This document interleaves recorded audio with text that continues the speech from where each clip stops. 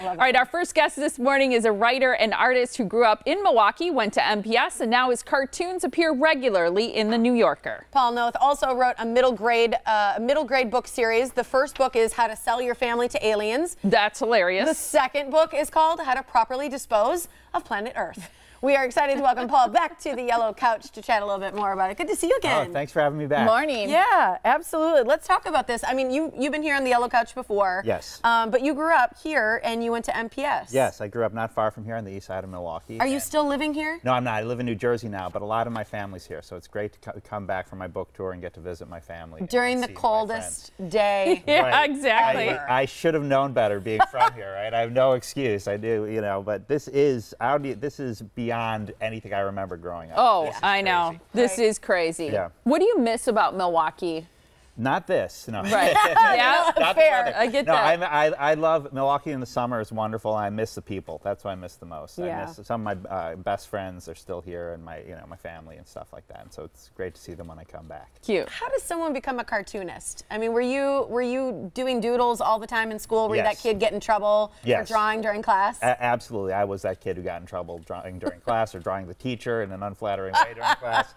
And yeah, I didn't think that there was a lot of that, especially magazine cartooning. You don't see that much anymore. But This one I love. I'm going to eat you. he tells it like it is. I don't know if we have the He tells Waldo it one's like one it of my is. favorites. I don't know if we have that. Love one, that. but- Yeah. This one's about self-driving cars. You can see a cop with one has pulled over a driver with one. He's saying, does your car have any idea why my car pulled it over? That's Because awesome. your car's, oh, I get it, the smart car, that's great. No caption. It's just like an MRI, but with a Russian doll, and you can see it sort Getting of smaller and the doing pictures Jost behind it. effect. Awesome.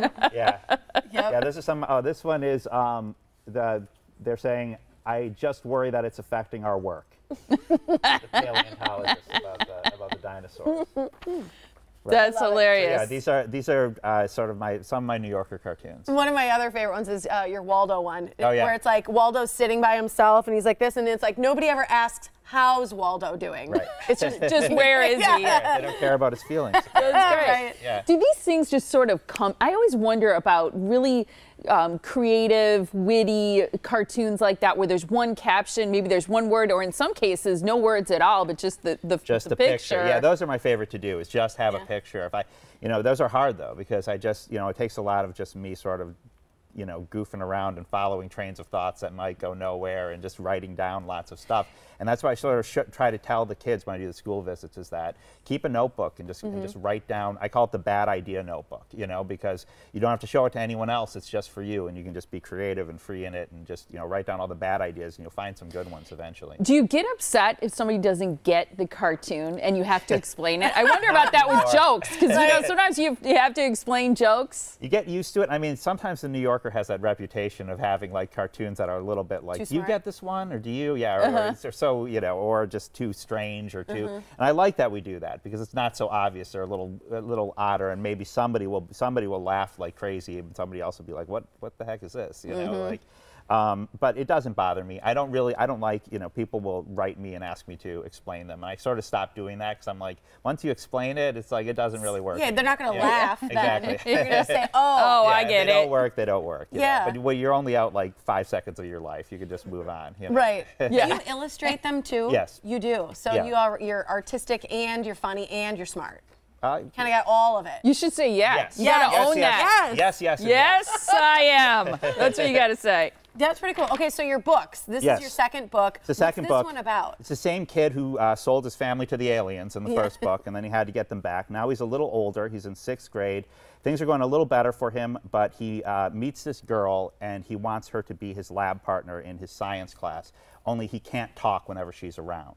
But having... Well, he's nervous. He's nervous, and he just can't, he's not even sure why, Okay. He just wants her to be his lab partner, and he just can't get words out of his mouth. And he thinks that if he can figure out a way to stop time, he can think up the perfect comeback to something she says. So he figures out how to do that, but in the process, he opens a black hole in the middle of his school that's going to swallow the solar system, and he has to figure out a way to stop it from happening. Awesome. That's a cool book. Awesome. I love it. How have kids received your books? What have they said to you after they've read them? Those that I've heard from that have read them really like them, and they really like there's a lot of strange sort of sci-fi humor in them, and a lot of like sort of things going topsy-turvy and getting switched around. You know, all of a sudden you sell your family to the aliens, or there's a black hole in your school and you have to figure out how to do it. There's a lizard character named Squeep that is by far the favorite. I should probably, based on feedback, I should do a book all about Squeep. Just about him. Everyone seems to love him. Needs his own series. Yeah. Huh? I like it. That's fantastic. You have a signing this Saturday, February 2nd. It's going to be a little warmer, so it's okay to head out of the house at Maybe noon. 40s. Yeah.